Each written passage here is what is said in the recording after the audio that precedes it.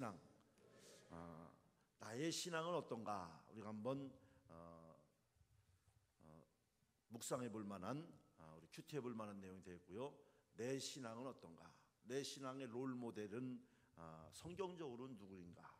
또 신앙인들 가운데서 내 신앙의 롤 모델은 누구인가?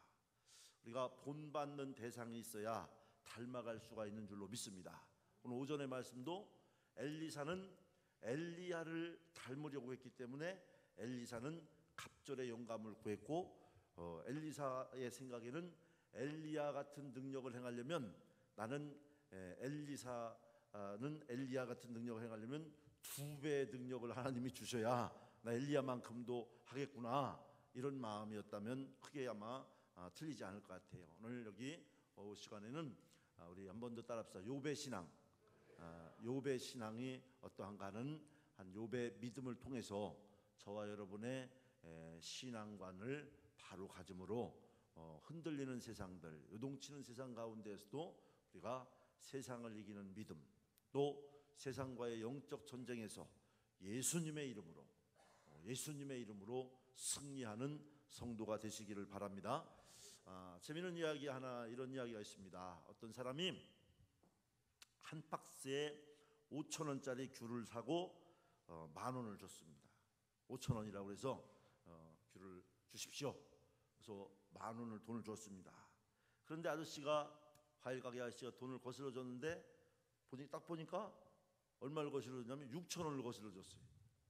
그래서 이 사람이 6,000원을 딱 세보더니만 기분이 너무 좋아가지고 아주 그냥 두 말도 않고 주랭랑을 쳐서 집으로 막 달려왔어요. 1,000원을 벌었잖아요. 1,000원. 집에 와서 보니까 귤을 안 갖고 왔네. 어떻게 해야 됩니까? 주여, 참 하나님은 그 모든 진실을 아시는 줄로 믿습니다.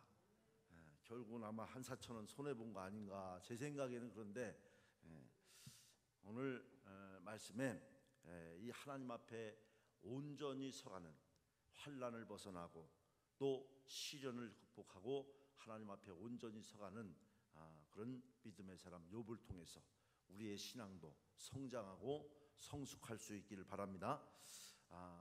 여러 번 제가 말씀을 몇 번 드렸습니다만 지금은 이제 돌아가신 작가 중에 한 분이 됐죠. 유명한 작가 중에 박완서 선생님, 박완서 선생님의 한 말씀만 하옵소서라고 하는 그의 수필에 보면 사실은 그게요, 그의 자전적 얘기예요. 자기 가정에 실제 있었던 이야기란 말이에요. 어떤 가짜가 아닌. 명문대 의대를 다니면서 수련을 하던 외아들을 교통사고로 잃게 됐습니다. 박완서 작가가. 그리고 하나님을 향한 절망에서 믿음의 세계로 나오는 경험을 글로 기록한 것이 한 말씀만 하옵소서, 책의 제목이거든요. 그 아들은 마음씨도 고와서 생명줄을 붙잡고 있느라 애를 태워도 스스로 고맙다는 말 한마디 못 듣는 마취과 의사였고, 그 쓸쓸함에 왠지 마음이 끌린다며 마취과 의사를 지망하던 아름다운 청년이었다고 그래요. 사별한 남편의 빈자리를 채워주던 눈에 넣어도 아프지 않을 아들이었으니까, 그러니까 홀로, 뭐라고 합니까? 이렇게 엄마가 홀로 키운, 글을 쓰면서, 박완서 씨가 글을 쓰면서 홀로 키운 아들이 그래도 명문대 의대에 가고, 그것도 의대에서도 그 마취과가 가장 헌신적이라고, 세속적이지 않고 그래도 바르게 가려는 그 믿음이 얼마나 아름답게, 정말 그 아들이 귀하고 아름답게 보였던 그 아들. 그런데 그가 이제 갑작스럽게 세상을 떠나게 됐으니까 얼마나 억장이 무너집니까? 급기야 평생을 믿어오던 하나님을 원망하고 평생을 품에 안고 믿어오던 이 십자가를 내팽개치고, 원망이 지나쳐 하나님께 이제 원망을 지나서 내팽개치고, 나 하나님 안 믿어요. 남편 잃고 수십 년을 아들만을 위해서 그 아들 꽃필 날이 내일인데 피지 못하고 지는 이런 절망 가운데 만일 그게 나라면 어떻게 할 수 있을까? 그래서 그 하나님을 원망하고 이제 그 십자가를 내팽개치고 성경책을 버리고 그랬다가 또 하나님 앞에 와서 울부짖어 부르짖어 기도합니다. 애걸복걸합니다. 하나님, 정말 하나님 계신 겁니까? 만일 하나님이 계시다면 내 아들이 왜 죽어야 하는지 살려달라고는 안 할 테니까 내 아들이 왜 죽어야 하는지, 하나님이 살아계시다면 내 아들이 왜 죽어야 했는지 그 한마디는 해주십시오. 그 한 말씀은 해주십시오. 왜 내게 이런 불행한 일이 일어난 걸까? 난 특별히 남에게 모질게 한 것도 없고 그렇게 끔찍한 고통을 당할 만큼 죄를 범한 것도 없는데 그러면서 아주 통곡하고 통곡하는 이런 이제 박완서 씨의 이야기가 있습니다. 저는 이 소설의 이야기와 가장 유사한 성경의 이야기가 오늘 본문의 욥의 이야기라고 그렇게 생각이 됩니다. 오늘 본문에 보니까 욥은 우수 사람이라고, 우수 땅에 이제 온전하고 하나님을 경외하며 정직하고 악에서 떠난 사람으로서 동방에서 훌륭하고 아주 부유한 사람이었습니다. 그런데 어느 날 사탄은 이 욥에 대해서 의문을 품습니다. 그가 화목한 가정과 풍성한 물질의 복이 없었어도, 나아가서 그의 생명을 보살피는 하나님의 도우심이 없었어도 그가 하나님을 믿었겠느냐는 얘기. 다시 말하면 하나님이 그에게 건강 주시고 하나님이 그에게 축복해 주시고 하나님이 그에게 이제 여기 있는 말대로 자녀들에게도 축복하시고 물질도 축복하시고 물 붓듯이 하나님이 축복해 주셨으니까 저 사람이 하나님 믿고 이렇게 살지, 만일에 그렇지 않았다면, 하나님의 도우심이 없었다면 욥이 저렇게 믿음이 좋을 리가 없다는 얘기. 그러니까 이 말을 다른 바꿔 얘기하면 우리 창세기에서 보는 야곱의 신앙을 볼 수가 있어요. 야곱이 베델에서 돌베개 베고 이제 베델에서 하나님 앞에 예배하고 제단을 쌓고 기도할 때 뭐라고 기도합니까? 하나님, 제가 여기서 살아서 돌아갈 수만 있다면 하나님 앞에 늘 제단을 쌓고, 오늘날로 얘기하면 주일 성수하고, 그리고 소득의 11조를 온전하게 드리고 온전히 순종하고 믿음으로 살겠습니다. 근데 거기 뭐라 그래? 내가 살아서 잘 돌아갈 수 있다면 라고 말하죠. 바로 이것을 역으로 얘기하면 욥에게 하나님이 그런 축복을 주지 않았다면 욥이 하나님을 그렇게 잘 섬겼겠느냐. 하나님의 허가를 받아서, 오늘 욥기는 그 시험의 이야기거든요. 하나님과 이렇게 그 논쟁을 해서 하나님의 허가를 받아서, 그러니까 여러분 보세요. 사탄도 마귀도 귀신도, 여기서 우리가 새롭게 볼 수 있는 영성은 사탄도 마귀도 귀신도, 이런 이 세상의 악령의 역사들, 악령들도 하나님의 허가를 받아야 활동하는 거예요. 할렐루야, 아멘. 그래서 우리는 이런 모든 권세가 주께 있는 줄로 믿습니다. 하나님이 사단의 권세를 물리치면 사단도 힘을 쓸 수가 없다는 논리가 가능해지는 거죠. 그래서 사탄은 욥의 신앙의 근거라고 생각한 것들을 하나둘 욥에게서 빼앗아 갑니다. 그가 누리고 있는 것들을 1차로 사탄은 욥의 자녀와 재산을 빼앗죠. 오늘 말씀 우리 간략하게 한번 볼까요? 1장 13절로 19절 말씀 조금 시간이 돼도 한번 읽어보겠습니다. 760페이지죠. 우리 함께 한번 읽습니다. 하루는 욥의 자녀들이 그 마다들의 집에서 음식을 먹으며 포도주를 마실 때에 사환이 욥에게 와서 아뢰되 소는 밭을 갈고 나귀는 그 곁에서 풀을 먹는데 스바 사람이 갑자기 이르러 그것들을 빼앗고 칼로 종들을 죽였나이다. 나만 홀로 피하였으므로 주인께 아뢰러 왔나이다. 그가 아직 말하는 동안에 또 한 사람이 와서 아뢰되 하나님의 불이 하늘에서 떨어져서 양과 종들을 살라 버렸나이다. 나만 홀로 피하였으므로 주인께 아뢰러 왔나이다. 그가 아직 말하는 동안에 또 한 사람이 와서 아뢰되 갈대아 사람이 새 무리를 지어 갑자기 낙타에게 달려들어 그것을 빼앗으며 칼로 종들을 죽였나이다. 나만 홀로 피하였으므로 주인께 아뢰러 왔나이다. 그가 아직 말하는 동안에 또 한 사람이 와서 아뢰되 주인의 자녀들이 그들의 맏아들의 집에서 음식을 먹으며 포도주를 마시는데 거친 들에서 큰 바람이 와서 침대 모퉁이를 치매 그 청년들 위에 무너짐으로 그들이 죽었나이다. 나만 홀로 피하였으므로 주인께 아뢰러 왔나이다 한지라. 자, 이렇게 사탄은 욥의 자녀와 재산을 하나 다 빼앗아 가죠. 그래도 욥이 하나님에 대한 신앙을 변하지 않습니다. 이 환난을 만나도 마음이 찢어지겠지만 요동치 않습니다. 이번엔 욥의 생명을 위협합니다. 2장 보면 2장 오늘 본문 가운데 하나죠. 7절 8절 우리 함께 보겠습니다. 7절 8절 함께 봅니다. 사탄이 예 여호와 앞에서 물러가서 욥을 쳐서 그의 발바닥에서 정수리까지 종기가 나게 한지라. 8절 욥이 제 가운데 앉아서 질그릇 조각을 가져다가 몸을 긁고 있더니. 자, 욥의 생명을 위협하는 상황에 이르죠.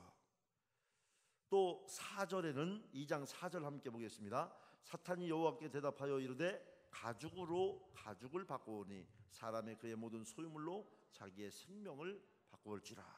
가죽으로 가죽을 바꾸오니 이것은 가죽 주변에 가죽으로 둘려 있다라고 하는 번역이 가능한데 욥의 육체의 가죽 주변에 하나님의 울타리 보호의 가죽이 둘러 보호하고 있다는 그런, 조금 어렵습니까? 이해가? 욥의 생명을 보호하는 하나님의 보호 가죽, 뼈와 살을 치면 욥이 하나님 신앙을 포기할 것이라고 보는 이런 내용이 되겠죠. 5절에 그것을 이해할 수 있는데 5절 함께 보겠습니다. 2장 5절 이제 주의 손을 펴서 그의 뼈와 살을 치소서. 그리하시면 틀림없이 주를 향하여 욕하지 않겠나이까. 결국 욥은 나병 같은 피부병에 시달리면서 아마 공동체로부터 이 무리로부터 격리되는 이제 구별되는 그런 삶을 살았습니다. 그렇게 어려운 상황 속에서도 욥은 하나님에 대해서 입술로 범죄하지 않았다. 오늘 본문의 10절이죠. 우리 함께 10절 말씀 한번 함께 보겠습니다. 그가 이르되 그대의 말이 한 어리석은 여자의 말 같도다. 우리가 하나님께 복을 받았은즉 화도 받지 아니하겠냐 하고 이 모든 일에 욥이 입술로 범죄하지 아니하니라. 우리 믿음의 배짱이라고 할까요? 믿음의 담대함은 복을 주셔도 내가 하나님의 소유된 백성이라고 할 때 내가 복을 받으면 나보다 더 좋은 사람이 누구예요? 나보다 더 좋아할 사람이 누굽니까? 하나님인 줄로 믿습니다. 내가 화를 받으면 나보다 더 아프고 고통스러운 분이 누굽니까? 하나님이요. 그러니까 다시 말하면 누가 더 손해예요? 내가 화를 당하면 누가 더 손해입니까? 내가 복을 받으면 누가 더 이익입니까? 이것이 하나님 주권적 신앙이고, 우리는 이런 믿음을 가질 때 영혼의 평상심을 유지하고 요동치는 세상 가운데서도 평안을 유지할 수 있는 줄로 믿습니다. 오늘 여기 10절에 있는 말씀은 이제 그런 고백이라고 볼 수가 있는 거예요. 이 말이 욥의 신앙이 완벽하였음을 증명하는 것은 아닙니다. 이 욥기의 3장 이후에 이제 수많은 그 욥의 친구들과의 논쟁이 나옵니다만, 이제 3장 이후부터 계속되는 반항하고 근심하는 욥의 속마음을 보면 오히려 이것은 욥에게 있어서 믿음을 점검하는 출발점으로 볼 수가 있겠고요. 욥은 최소한 입술로는 범죄하지 않았다고 해석하는 것은 정확한 답이 될 것 같습니다. 그러나 끊임없이 그에게 압박되어져 오는 이 환난의 강도들 가운데서 욥의 마음도 요동쳤고 또 마음에 견딜 수 없는 고난과 상처와 아픔들을 갖게 되긴 하였지만, 그럼에도 불구하고 아마 성경에 정확한 표현은 없지만 목 끝까지 나오는 하나님을 향한 원망, 또 토하고 싶은 입술의 언어는 사용하지 않았던 것을 성경을 통해서 이제 우리가 욥의 인내 그리고 욥의 신실함을 통해서 우리가 마지막으로 입으로 뱉은 것 때문에 화를 당하는 경우가 많이 있어요. 그래서 우리가 입술을 조심해야 될 줄로 믿습니다. 아멘. 우리 말을 조심만 해도, 말만 잘해도 우리는 이제 하나님의 은혜 안에서 지혜를 잃어버리지 않을 수도 있다는 것이죠.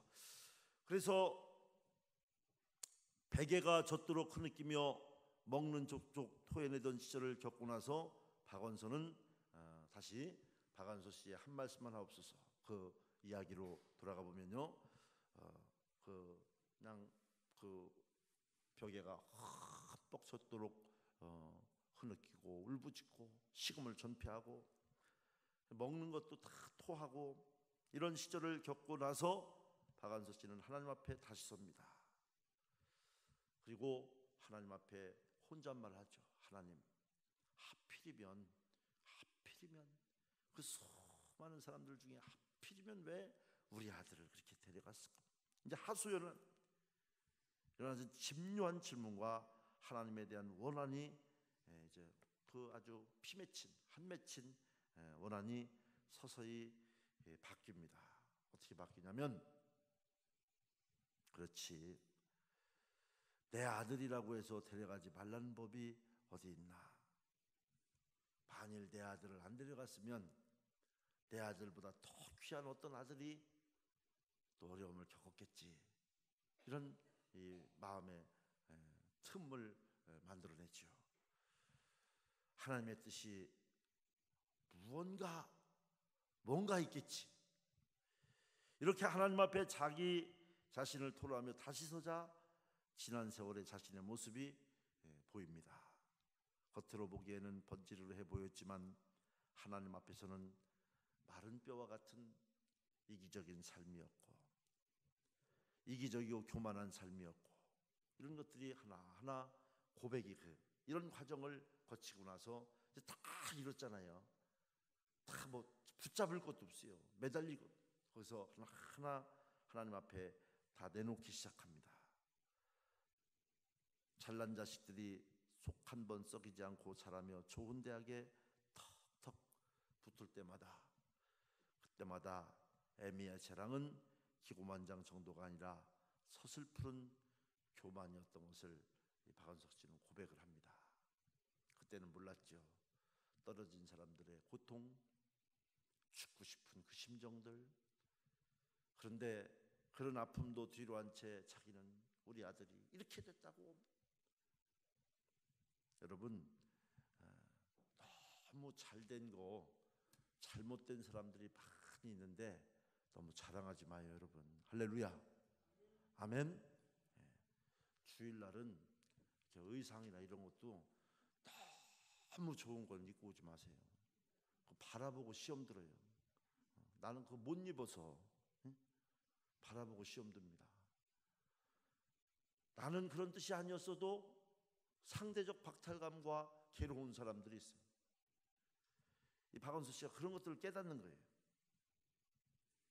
공부 못하고 방탕하고 버르장머리 없는 남의 자식들을 은근히 깔보고 그 엄마까지 깔보고. 지난번에 제가 말씀드렸잖아요. 얼굴 잘생긴 여자 앞에서 얼굴 못생긴 여자가 고개를 숙이고, 그 다음에 누가 고개 숙인다고 그래? 돈 많은 여자 앞에서 돈 없는 얼굴 잘생긴 여자가 고개를 숙인대잖아요. 돈 많은 여자가 누구한테 고개 숙인다고요? 자식 잘된 여자 앞에서 고개를 숙인다지 않습니까? 이 사람이 그랬어요. 공부 못하고 방탕하고 버르장머리 없는 남의 자식을 은근히 깔보고, 뇌성마비로 태어난 남의 자식을 보고 차라리 죽는 게 나았을 걸 하는 모진 생각을 하는 그런 한심한 사람이었다고 하는 것, 이것을 이제 그가 깨달아요.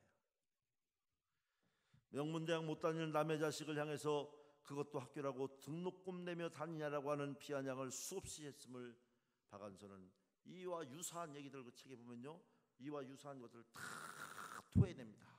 다 회개해요. 다. 소중한 아들을 빼앗기고서 하나님의 마음을 들여다보기 시작합니다. 내가 무심코 뱉은 한마디가 어떤 사람의 가슴에 칼처럼 꽂혀서 그의 심장을 파고들고 그 마음에 정말 불꽃 같은 상처를 남기기도 하고, 나는 그냥 내 모습 이대로 내가 했는데, 나 하고 싶은 대로 그냥 했는데, 그것이 어떤 사람들에게는 상대적 박탈감의 상처가 되기도 하고, 이런 것들을 박완수 씨가 다 인생의 그 편린들을, 상대적 그 어려움들을 쭉 토로해냅니다.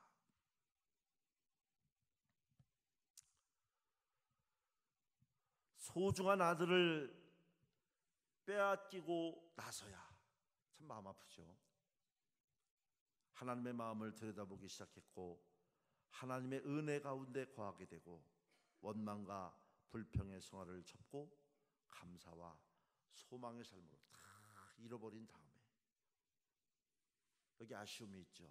그래서 우리는 은혜를 받아야 되는 줄로 믿습니다. 하나님이 주신 것은 누리면서 베풀면서 복이 되게 하라고 주신 줄로 믿습니다. 상처를 주고 교만을 주고 권세를 휘두르고 하라고 주신 것이 아닌데, 그러고서 다 거두어가고 나서 나중에 그때에서 그것을 깨닫는 것은 우리 인생의 허물을 도래하는 것과 유사하죠. 어리석어요. 우리는 우리 삶의 소중한 울타리들이 무너지는 고통 속에서도 하나님을 온전히 믿을 수 있을까? 오늘 욥의 신앙에서 우리가 한번 기억해 볼 만한 대목이 되겠습니다. 과연 그럴까? 여러분, 지금 우리가 누리고 있는 것들, 내 자신의 이 정도 유지할 수 있는 건강이 어떤 완전히 무너질 만한 일들, 또 나와 내 주변에 있는 많은 울타리들, 자녀나 아내나 남편이나 또 경제적인 어느 정도의 안정적 그 조건들, 또 내가 지금 누릴 수 있는 내가 유지 발전시켜 나갈 수 있는 그런 조건들이 다 무너져 내려도, 이런 울타리들이 다 무너져도, 다 없어져도 그래도 하나님을 온전히 믿을 수 있을까? 할렐루야. 아멘이 되십니까? 거짓말 하시면 안 돼요. 지금 아멘 하신 분들 하면 양심이 막 콩닥콩닥 방망이질 거예요. 쉽지 않습니다, 솔직히. 하나님으로부터 오는 복과 은혜가 없어도 하나님과 동행함이 행복해서 하나님만을 믿을 수 있을까? 아멘? 저는 아멘이 쉽게 되진 않아요. 여러분, 그럴 수 있습니까? 쉽지 않습니다. 욥기는 바로, 욥의 신앙은 바로, 또 오늘 제가 대비시켜서 오늘 우리 시대의 욥기와 거의 유사한 소설이라고 생각해서 박완서의 한 말씀만 하옵소서라고 하는 박완서의 자전적 소설은 우리에게 이 고차원의 신앙이 무엇인가, 여러분 가장 고차원은요, 가장 형이 하악적이라는 걸 우리가 기억해야 돼요. 할렐루야. 그래서 정말 고차원은 무엇인가? 우리가 하나님에 대한 절대적인 신뢰를 하고 사는 것이 최고의 차원 높은 신앙인 줄로 믿습니다. 그것은 또 다른 말로 얘기하면 뭡니까? 가장 단순하게 하나님과 동행하는 삶이에요. 아멘. 그래서 우리가 숨을 쉬어도 물어야 돼요. 하나님, 숨 쉬어도 될까요? 제가 어디 가서 그 얘기 했더니 숨 쉬어도 될까요? 얘기하는 사이에 숨 안 쉬어서 죽는다고 그러더라고요. 숨 쉬면서 얘기하면 되잖아요. 또 하나님, 자동차를 운전하면서도 하나님 좌회전 할까요? 우회전 할까요? 쓸까요? 갈까요? 이렇게 할까요? 저렇게 할까요? 이것이 가장 어린아이 같은 믿음이지만 또한 최고의 영성이라는 거예요. 할렐루야. 우리는 이런 살아있는 믿음으로 승리하는 삶이 되시기를 주의 이름으로 부탁을 드립니다. 우리에게 발생하는 어떤 슬픔에도 불구하고 하나님 때문에 하나님을 믿는 것, 하나님 자체를 믿는 것, 하나님 자체를 믿으면 하나님께 더 묻게 되고 결론에 대해서도 과정에 대해서도 하나님에 대한 신뢰를 가질 수가 있어요. 그것이 바로 살아계신 하나님과 동행하는 것인데, 다른 말로 하나님의 성령이, 살아계신 하나님이 내 속에 들어오셔서 나는 없어지고 내 안에 하나님이 전적으로 나를 주관하셔서 사는 삶인 줄로 믿습니다. 아멘. 그래서 우리는 성육신이라고도 말하는, 그렇게 될 때 우리는 누구의 능력으로 삽니까? 누구의 능력으로 살아요? 하나님의 능력으로 살아요. 여러분, 하나님에 대해서 배우셨잖아요. 전지전능하시고 무수부지하시고 능력이 한이 없으시고 돈도 한국은행보다 더 많고 뭐 금은동 모든 것이 부족함이 없는 분. 그래서 그 하나님의 능력으로 사는 사람들은 그가 원하는 풍성한 것들을 넉넉히 누리게 되는 줄로 믿습니다. 그런데 욥기에서 또 배울 수 있는 것은 그런 것들을 하나님이 가져가신다 할지라도, 하나님이 가져가신다 할지라도 내 안에 하나님의 영성이 있기 때문에 그 하나님이 또 채워주실 것에 대한 기대감도 있지만, 없어도 누가 있어요? 그 모든 것을 주관하신 누가 계셔요? 하나님이 계심으로, 하나님이 계심으로 바로 욥의 신앙의 뿌리, 욥의 신앙의 근본에는 이 영성이 있었다는 사실을 우리가 기억하면서 거룩한 영성으로 부르시는 주의 음성을 들을 수 있기를 바랍니다. 그래서 어떤 상황에서 하나님 앞에 올바로 서는 것, 바로 신앙의 본질이고, 또 욥이 아까도 서두에 말씀드렸잖아요. 마음에는 수도 없이 원망과 목끝까지 오르는 원망과 방망이질치는 정말 분노와 누구 못지않은 그런 마음이 없지 않겠습니까? 왜냐하면 억울하니까 더 그렇지 않겠습니까? 뭘 잘못했다고 그렇지 않겠. 그러나 욥은 입술로 범죄하지 않았다고 그랬어요. 끝까지 욥은 이제 하나님 앞에 올바로 서기 위해서 노력했고, 그리고 그 속에는 그 영성이 있었을 때 하나님이 그에게 자원이 되시고 무기가 되시고 힘이 되시고 능력이 되셔서 욥은 의인의 반열에 마지막에 하나님께서 모든 것을 회복시켜 주시고 갑절의 축복을 부어 주신 줄로 믿습니다. 여러분, 적어도 이 하나님이 저와 여러분과 함께하는, 우리가 믿는 하나님이에요. 할렐루야. 그분과 함께 이 한 주간도 행복한 영적 여행, 축복의 한 주간이 되시기를 바랍니다. 우리 찬송